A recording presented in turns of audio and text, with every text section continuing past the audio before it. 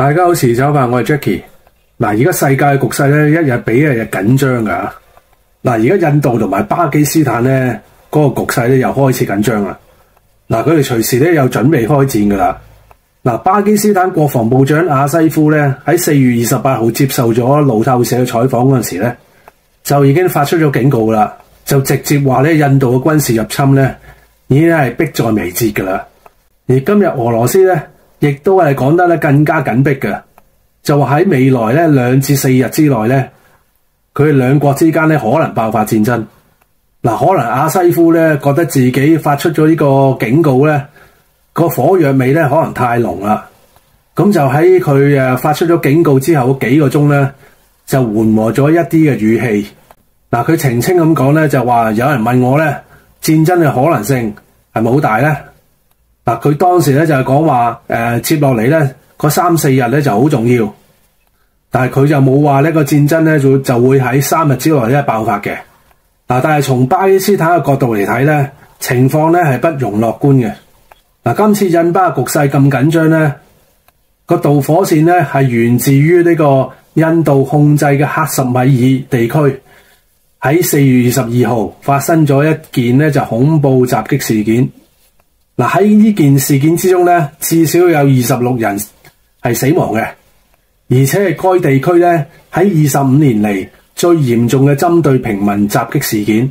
嗱，呢26人嘅死亡咧係印度嗰邊噶，而且呢個恐襲咧係針對咧印度平民嘅，咁所以印度咧舉國震驚啦。咁啊，總理莫迪咧就即刻咧就翻去印度，並且係公開發誓，印度咧將會查明、追蹤同埋懲罰每一個恐怖分子，以及佢哋幕後嘅操縱人士。嗱，咁呢單嘢係邊個做嘅咧？嗱，印度嘅矛頭咧即刻對準咧呢個巴基斯坦嘅，並且即刻宣布咧封鎖個邊境，驅逐巴基斯坦嘅公民，並且截斷咗咧對印度河下游嘅巴基斯坦嘅供水嘅。嗱，但係印度呢個做法咧係違背咗1960年世界銀行促成嘅印度河水條約嘅。即使喺1965年同埋1971年嘅2次印巴戰爭咧，以及喺1999年嘅大規模武裝衝突之中咧，印度咧亦都冇違背咗咧呢條印度河水嘅條約。嗱，呢條印度河咧係發源喺咧東大嗰邊嘅，然後咧流經印度。嗱，呢條印度河咧係成為咗巴基斯坦下游提供咗80% 嘅供水嘅，亦即係關係到咧巴基斯坦人民嘅生存啦。但係而家突然間咧係成為咗印度對巴基斯坦嘅籌碼嘅，所以印度玩呢招咧都幾狠下嘅。嗱，我仲觀察到咧印巴控制地區附近咧，兩國嘅軍隊咧已經連續咗4日咧發生交火噶啦。嗱，雖然目前牽涉到交火嘅範圍咧唔係好大，但係兩國開戰咧有可能一觸即發嘅。正所謂槍炮冇眼噶嘛，某一啲突發嘅事件咧發生咧就話可能導致咧災難性嘅後果嘅。嗱，我亦都睇到咧一啲激進嘅印度政客咧正在係鼓吹咧對巴基斯坦發動戰爭嘅。嗱，甚至係有啲印度議員咧就咁講，要喺今年年底之前咧將巴基斯坦咧劃分4塊嘅。嗱，當初印巴分治嗰陣時候咧，巴基斯坦係包括咧東巴同埋西巴嘅，就後嚟咧喺印度介入之下咧，東巴就獨立，成為咗而家嘅孟加拉國啦。嗱，睇嚟印度有啲人咧仲係唔係好滿足嘅，佢哋仲想咧繼續肢解巴基斯坦嘅。嗱，喺印巴之間咧，印度喺經濟啊、軍事等各方面咧個實力咧都係優勝於巴基斯坦，但係巴基斯坦咧畢竟咧亦都係一個南亞嘅大國啦，而且巴基斯坦咧亦都係擁有核武器嘅。所以我都睇到咧巴基斯坦嗰方面咧亦都明確表態啦，佢哋就話咧巴基斯坦咧正係處於咧高度戒備嘅狀態，軍方咧已經向政府咧通報咗印度入侵嘅可能性。如果巴基斯坦嘅生存咧受到直接嘅威脅咧，佢哋咧先會使用咧核武器嘅啫。呢句話咧就睇下你哋點睇啦。消極啲嚟睇咧，巴基斯坦咧有可能咧會使用核武器嘅。如果佢哋真係使用嘅話咧，呢個就係繼美國對廣島長期咧使用核武器之後咧，人類歷史上咧第2次係使用核武器嘅。但係積極嚟睇咧，巴基斯坦咧亦都有先決嘅條件，就係話只有喺佢哋嘅生存受到直接威脅嗰個時候咧，佢哋先有可能咧使用核武器嘅啫。即係警告印度咧就唔好逼人太甚。如果佢哋真係想肢解巴基斯坦咧，就肯定會觸發呢個條件噶啦。而巴基斯坦嘅鐵道部長阿巴西咧就警告印度，就話巴基斯坦嘅130個核武器咧就唔係花瓶嚟嘅，而係直接針對印度嘅威脅。嗱，佢仲話咧，如果印度咧截斷咗咧喺印度河向佢哋供水嘅話咧，巴基斯坦咧亦都有能力咧令到印度咧冇辦法呼吸嘅。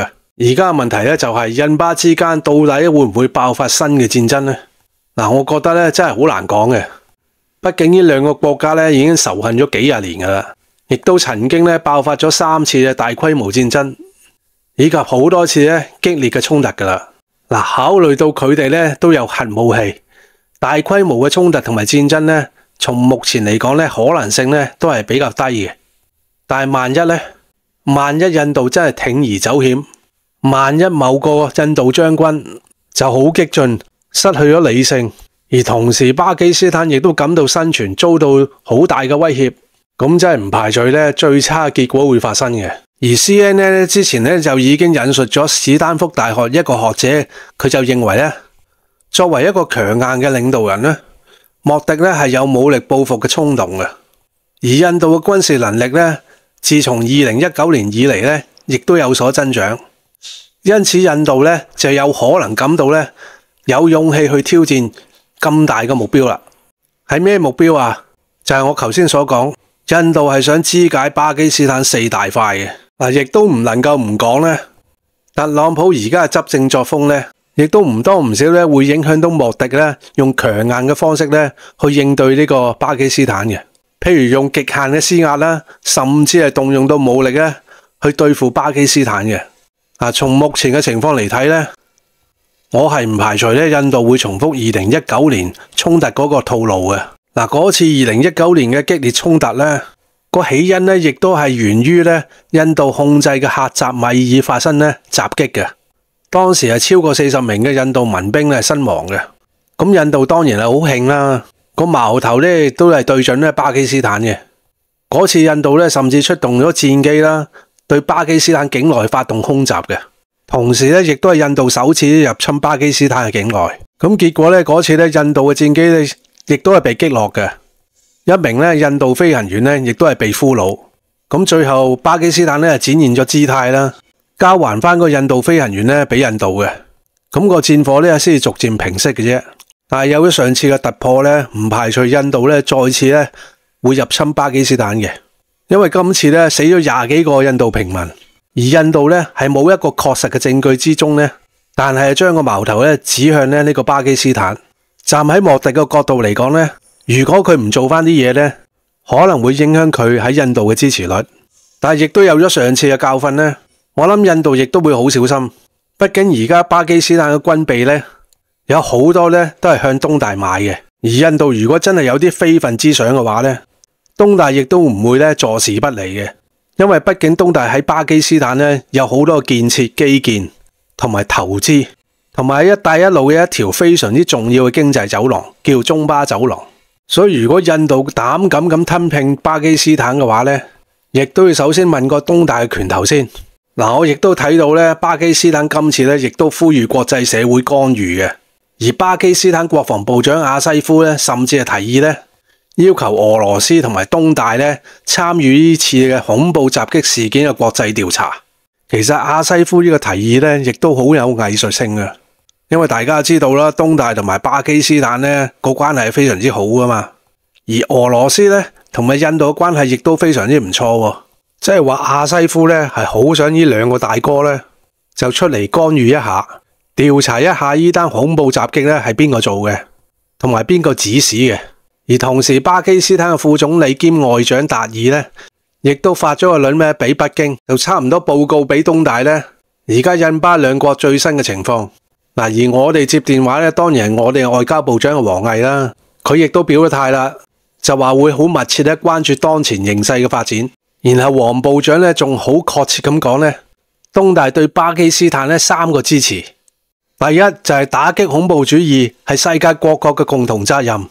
東大咧始終係支持咧巴基斯坦堅持咧實施反恐行動嘅。咁其實咧黃部長咧已經好清楚咁話俾世界聽啦，今次恐襲咧肯定唔係巴基斯坦做嘅，一定係另有其人。咁而呢個其人係邊個呢？大家應該心裏有數噶啦。第二點就係咧，作為鐵桿朋友同埋全天候戰略合作夥伴，東大咧係充分理解巴基斯坦合理安全嘅關切，支持巴基斯坦維護自身嘅主權同埋安全嘅利益。咁即係東大已經確切咁表明，印度你唔好借呢次恐襲喺冇實際嘅證據之下，將個矛頭咧指向呢個巴基斯坦，甚至去威脅咧巴基斯坦嘅主權同埋安全嘅利益。如果印度繼續咁做嘅話咧，東大作為巴基斯坦全天候嘅戰略合作夥伴，係一定會介入阻止你印度呢個入侵行動嘅。而最後一點咧就係東大咧係支持盡快開展公正嘅調查，而印巴嘅衝突咧係唔符合各自嘅根本利益，亦都係不利於地區嘅和平穩定。希望雙方保持克制啦，相向而行，推動事態嘅降溫。咁即係阿黃部長你都講到明啦。東大而家同美國喺度打緊關稅戰同埋貿易戰呢個時刻咧，就肯定唔希望咧有人喺東大附近嗰邊咧就挑起戰爭。呢個擺明咧就係意圖不軌啦。咁當然啦，恐怖主義咧一定要打擊嘅，但係你印度一口咬定話係巴基斯坦做嘅，就要攞出證據嚟啦。如果冇嘅話咧，就要盡快公正調查。如果喺一個冇確鑿嘅證據之下，而將個矛頭指向巴基斯坦，仲要計劃入侵巴基斯坦嘅話咧，唔能夠唔懷疑你印度咧圖謀不軌。咁到時東大咧一定會介入。咁好啦，而家目前咧就交翻個波咧俾印度啦。印度願唔願意調查咧？願唔願意公正咁調查咧？而印度能唔能夠保持克制咧？而家咧就要睇莫迪嘅政治智慧啦。好啦，今集講到呢度，希望大家點讚、留言同埋訂閱。你哋嘅留言咧，我係會睇同埋回覆嘅。多謝收聽，拜拜。